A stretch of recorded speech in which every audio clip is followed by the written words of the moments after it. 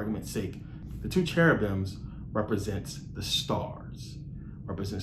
Remember, Ezekiel, he had a vision about these cherubims, and you have to understand what it's talking about esoterically. So it says here, okay, so it's the previous post, explored the stacks of evidence which suggests that the vision of Ezekiel, one of the most important and most argued over passages of ancient Hebrew scripture, in which the prophet describes a whirlwind from the north and wheels within wheels, and the likeness of 4 living creatures out of the midst of them, is in fact an esoteric description of the awesome celestial machinery which turns the heavens throughout the year, and that those 4 likenesses correspond to the Zodiac sign governing the points of the 2 solstices, summer and winter, and the 2 equinoxes, spring and fall. Now I'm gonna skip here. It says, however, in the 10th chapter of Ezekiel, the scripture text uses a different term to describe the subjects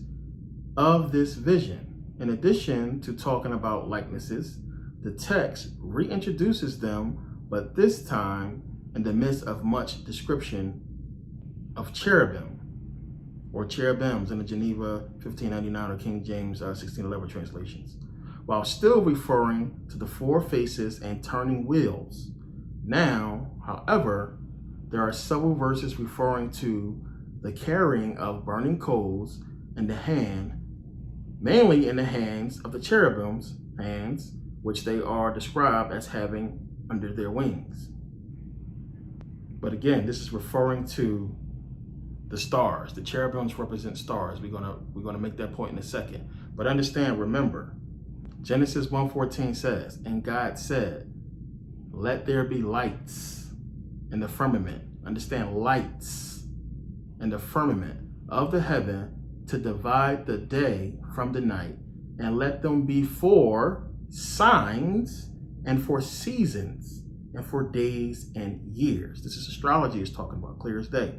This is what they are supposed to follow. This is all important. It's leading up to everything. Just, be patient.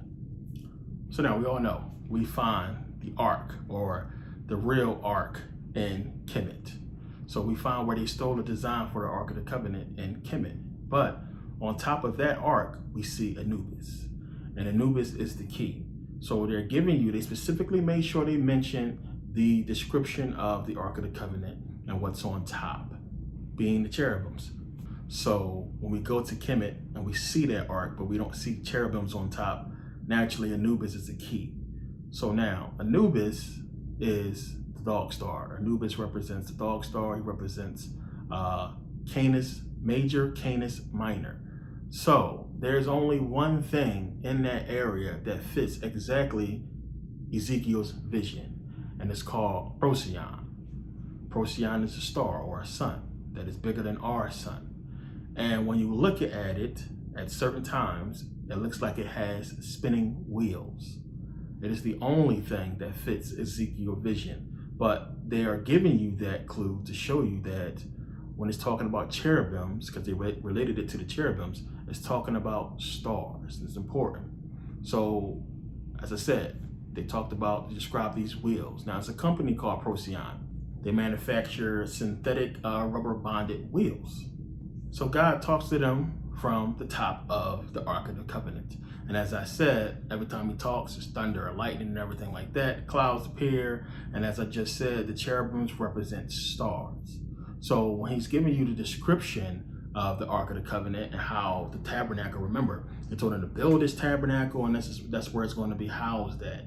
And when they give you the description, it says here, this is Exodus 26:1. It says, moreover, thou shalt make the tabernacle with 10 curtains of fine twined linen, in blue and purple and scarlet, with cherubims of cunning work shalt thou make them. Now understand, when you see the pictures, these depictions of the tabernacle, and look at the sky, those are the colors. Those colors, the purple, the scarlet, the blue, the colors that it talks about represents the colors of space, the colors of the sky. And when you couple that with the fact that we're talking about stars being the cherubims, it's telling you clear as day that the Ark of the Covenant represents the sky. It represents the Zodiac, plain and simple.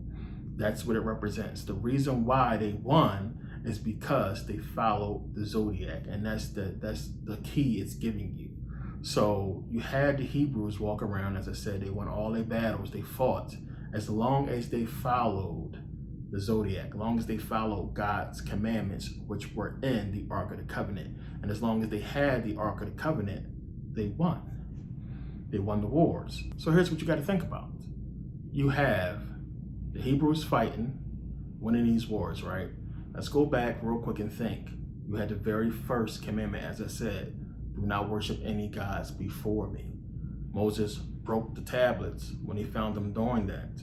So they will not get punished. There won't be no repercussions or anything as long as you're following those commandments, right? So it's showing you that it was so important for them not to break the first commandment, right? So, or any commandments, any laws of God. So if Moses was so pissed that they broke a commandment, came down there, they broke a commandment, that he broke the tablets that God wrote on. Think about that. That's trying to really emphasize how important it is not to break that one, but don't break any laws of God. So they were winning because they wasn't breaking any laws. So think about it.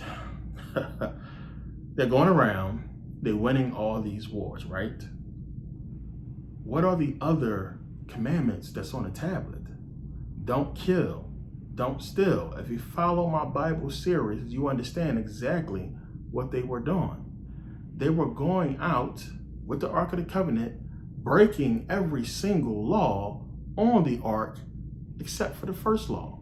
Remember, they had the Ark, they was going into civilizations, they was killing those people, murdering kids, and taking everything they had and dividing it up amongst each other. So they were breaking God's commandments, but why didn't they get punished? Because they were doing it under universal law. Plain and simple. They were doing it while carrying the Ark of the Covenant, which the Ark of the Covenant represents the Zodiac, which represents the power they were under during that time. And you can use that power to do good or evil as long as you do so under that power, which is under universal law. How is it they killing and murdering kids? You see how it makes sense now? Because they were under universal law. I told you guys before, there's universal law and there's man's law. A lion can go out and kill a baby buffalo right in front of his mom. It's not going to be no police that's going to come and arrest that lion. That's nature, we say, but that's universal law. They're going out and killing and murdering, and we saying they're doing so in the name of God. They're doing so because God said they could do so. God is the Zodiac. God is universal law, and all things are possible under universal law as long as you abide by those laws. So because they had the Zodiac or the Ark of the Covenant, they were able to go out and do what they were doing and conquer and win those wars because they were following universal law. Remember, every time they got punished, every time they got conquered or killed, what did they do? It was because they was worshiping other gods. Every time. It wasn't because they was killing. It wasn't because they were stealing. It was because they were worshiping other gods. Whenever God came down there or sent somebody to conquer them or what have you, it's because they were worshiping other gods, breaking that first commandment, which is using things outside of your power, the energy that's provided for you, worshiping other gods. So think about it. All the other people that they was going out and killing in the Bible was because what? They was worshiping other gods. And they were able to beat them because they wasn't using the power that was available to them during that time, because either they didn't have the knowledge of it or because they was worshiping the wrong energy at the wrong time or tapping into the wrong energy at the wrong time for whatever reason. But it's giving you that understanding that that is what it was. You got to go back and think about why people would want to worship something just out of the blue. Like, we need to worship something now. Give us something. And we're trying to start a civilization here. We need to understand what power is available to us. Who's the God that's available? Who's the God that's here? Who's the God that's in our house that we can draw this energy from? And he gave him Taurus, but he was wrong. It was Aries. But it's just, as I said, a hint to telling you what this is all about. So another story, Constantine. And this is the same story that they're trying to give you with the inception of Christianity. We're talking about before the inception of Judaism, beginning with this story in Exodus that's trying to give you the Zodiac and tell you that the power is in the Zodiac and God is the Zodiac when you try to understand. So you have Constantine, remember, broke this whole thing down in my ancient history series. Constantine, who was a pagan, who basically, nothing wrong with being pagan, by the way, he basically said that, he went to sleep. Jesus came to him and told him to use this sign to basically win the battle. So he had a battle for who was going to be leading Rome, and it was between him and I think it was Antipater. So he put that sign on the shield of his army, and they won the battle of Milvian Bridge because he put that sign that Jesus told him to put on his shield. And you guys know this is the sign that he put on there. So you got to understand, one, this is an ancient pagan symbol, plain and simple, that represents the Zodiac. That's what it's about. It's the Zodiac. Now it says here, it's the Chiro. So we'll go down here. It says, before it became the monogram of Christ, the Chiro was the monogram of Kronos, the god of time, and an emblem for several solar deities. Chiro is also the origin of the tradition of abbreviating Christ and Christian and Christmas to X. The small letter and the image are the Alpha and Omega. So we know God is the sun. Plain and simple, one of the powers, the main power of the Zodiac. We have the disciples of Jesus, represented by the 12 signs of the Zodiac.